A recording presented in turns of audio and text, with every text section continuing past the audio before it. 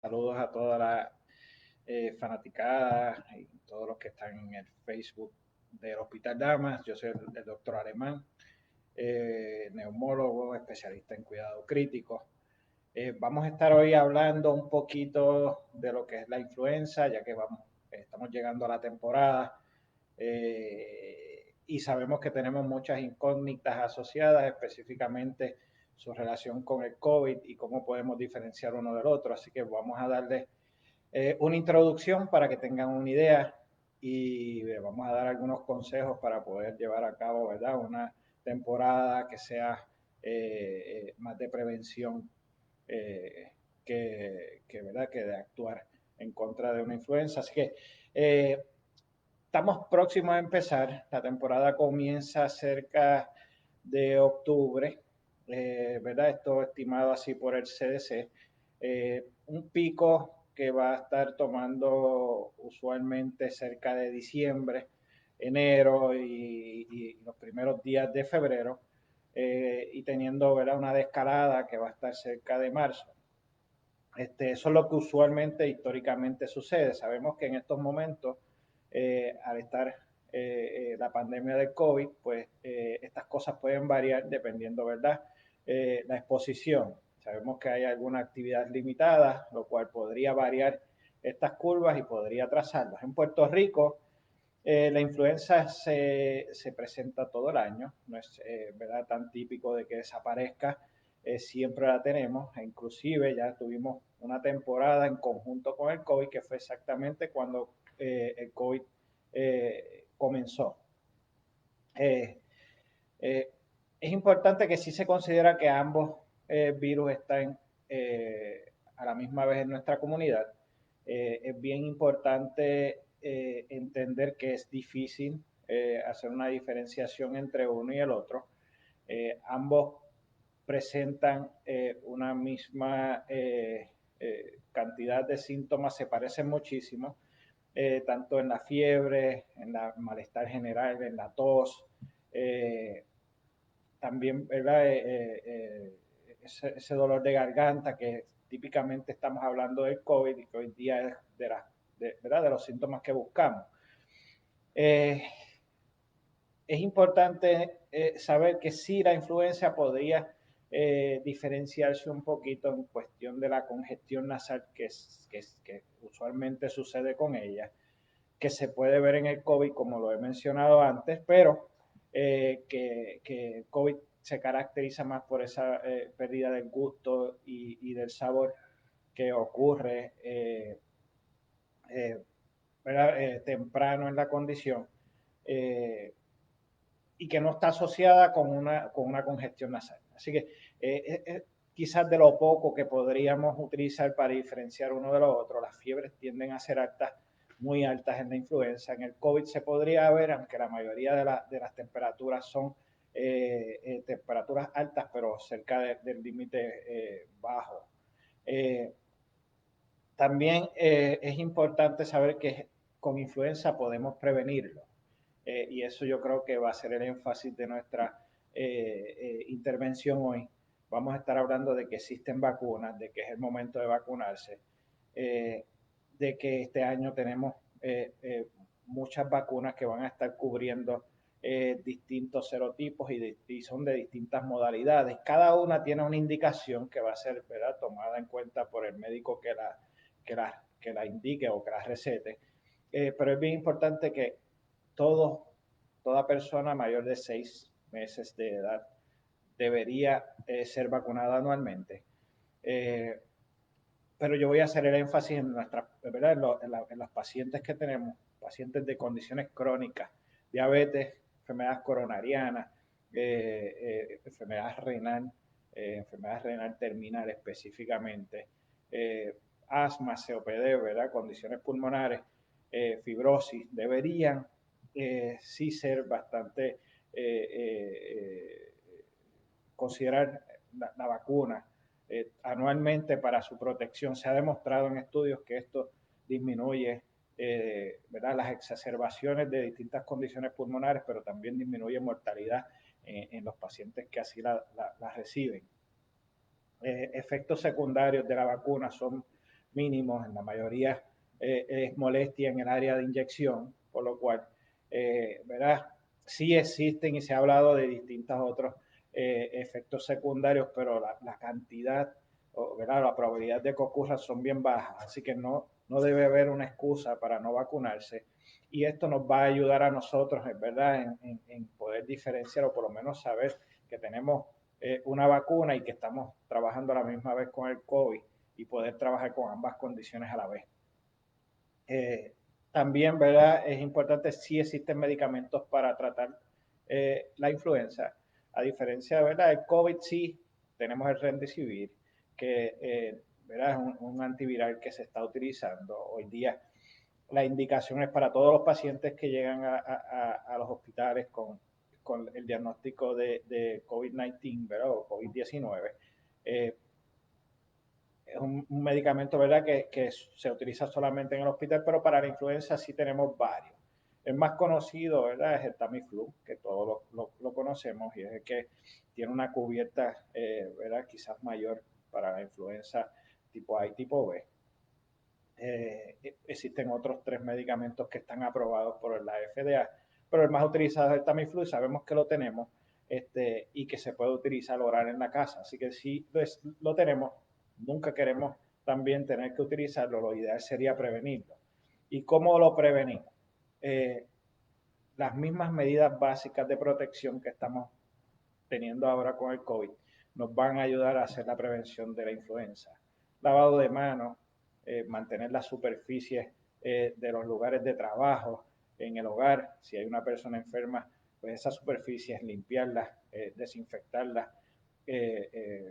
También, por supuesto, si estamos tosiendo, si estamos estornudando, cubrirse la nariz, cubrirse la boca. Como he dicho antes, ¿verdad? Si están enfermos, por favor, pues no presentarse a trabajar, buscar ayuda antes de, para poder, ¿verdad? Evitar que se contagien otras personas y así, ¿verdad? Crear también una pandemia nueva. La utilización de guantes no se recomienda en ninguna de las dos condiciones, ¿verdad? Nos va a hacer que no tengamos un sentido de protección que no es el adecuado y podemos tender a tocarnos con mayor facilidad la cara, los ojos, la boca, lo cual va a ayudar a transmitirse ambos virus.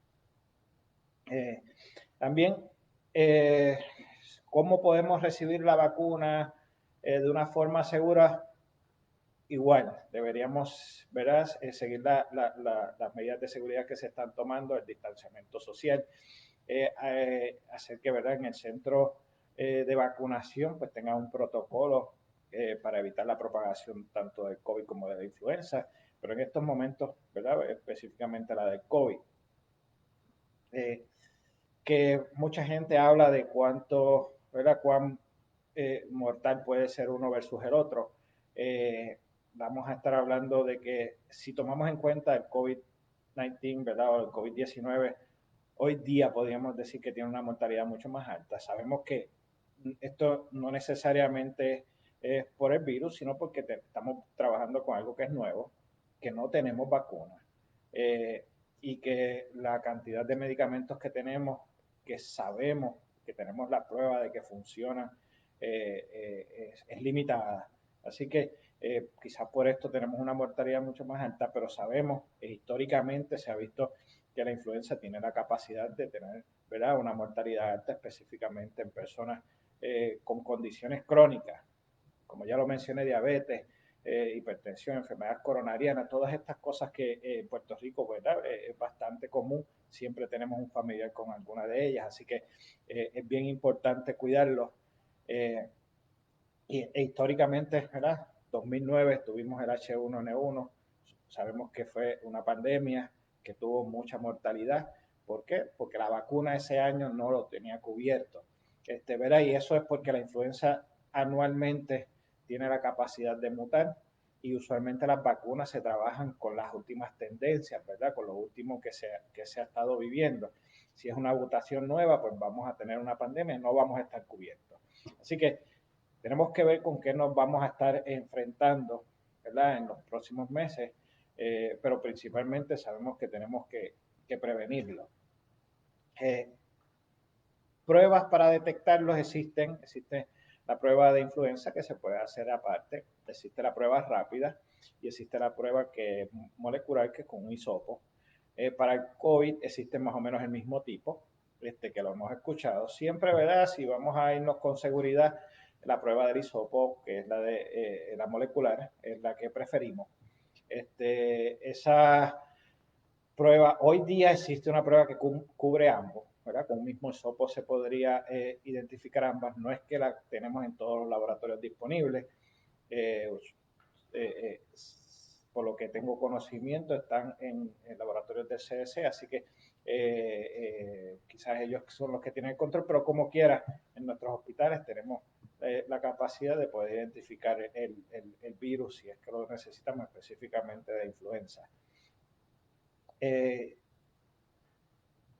¿Verdad? También, ¿cuándo termina la temporada de influenza? Como le digo, en Puerto Rico la tenemos todo el año. Sí esperamos que baje ese pico históricamente cerca de marzo, abril, termina cerca de mayo. Pero realmente, ¿verdad? Es una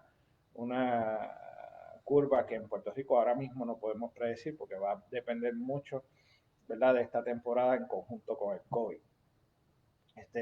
Y yo creo que, ¿verdad? Con esto tenemos una información. No sé si tenemos algunas preguntas del público para contestarles.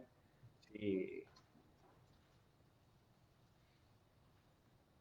tenemos unas preguntitas por aquí. Preguntan si puede tener una persona el COVID-19 y la influenza a la misma vez. Esto es posible, esto lo vivimos en un principio de la pandemia. Por eso que a todo paciente que llegaba con algún síndrome viral se le hacía la prueba de influenza. En aquel momento también se trabajaba junto con el micoplasma, que también se buscaba porque pueden estar presentes. Y como siempre digo, toda persona puede adquirir las condiciones, las distintas condiciones a la misma vez. Esto no es preferencial. Así que sí, pueden presentarte ambos. Si se potencian uno al otro en cuestión de mortalidad y morbilidad, no lo sabemos. Sí, en un principio vimos algo de eso con una mortalidad aumentada, pero todavía eso no hay una data específica. Pero realmente es algo que no queremos saber. Es algo que quizás debemos prevenir. Tenemos otra por aquí. ¿Qué es más peligroso, el COVID o la influenza? Como lo mencioné antes, pues el COVID quizás es más peligroso, por supuesto, por como mencioné anteriormente, el tratamiento es limitado. Las manifestaciones las conocemos día a día, todos los días aprendemos del COVID.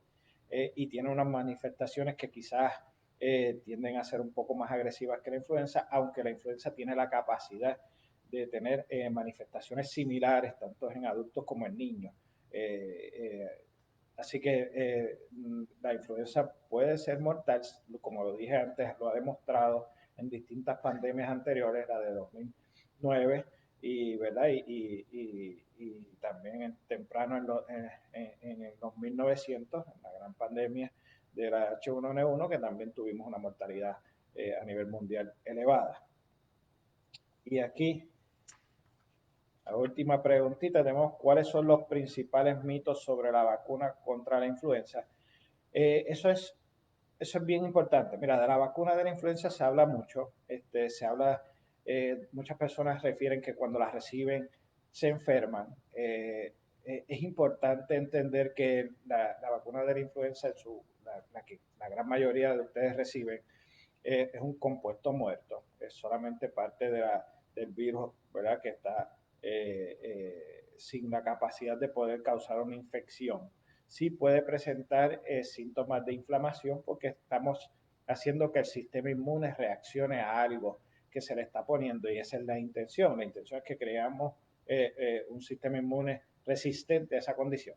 Así que sí pueden presentar algunos síntomas como fiebre, malestar general, pero eso es debido a ese proceso del sistema inmune reaccionando a la vacuna. no todo el mundo lo va a presentar, debes resolver fácilmente con, ¿verdad? Con alguno de los medicamentos disponibles como acetaminofén principalmente. Se habla, ¿verdad?, de la asociación de la influenza con un síndrome que se llama Guillain-Barré, que se reporta, y sí podría haber una asociación entre Guillain-Barré y la vacuna, pero el porciento de Guillain-Barré asociado a la vacuna es extremadamente bajo cuando lo comparamos con las personas que le da la influenza. O sea, hay más probabilidad de que usted le dé el síndrome de Guillain-Barré teniendo la infección de influenza que recibiendo la vacuna. Así que sí se podría dar, pero es algo extremadamente raro, y sí, por supuesto, todos los años se habla de esto, porque siempre reportamos la parte mala de la vacuna, pero no vemos cuántas de estas personas logramos salvar y disminuir las comorbilidades asociadas a recibir la vacuna. Y tenemos una preguntita más por ahí.